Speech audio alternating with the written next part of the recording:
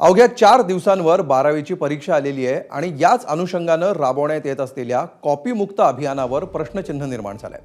परभणीमध्ये कॉपीमुक्त अभियान राबवायचं आहे आणि केंद्र संचालक म्हणून ज्या सेंटरवर जायचं आहे तिथं हत्यारबंद बंदोबस्त द्या अशी मागणी ज्ञानोपासक महाविद्यालयाचे उपप्राचार्य विजय घोडके यांनी केली आहे। अन्यथा आमचा संतोष देशमुख होऊ शकतो अशी भीती सुद्धा त्यांनी व्यक्त केली आहे।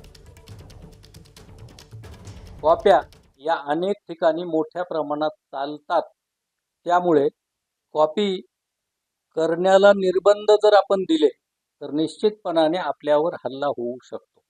माझी वैयक्तिक केंद्र संचालक म्हणून अशी मागणी आहे की मला हत्यारबंद पोलीस संरक्षण द्यावं।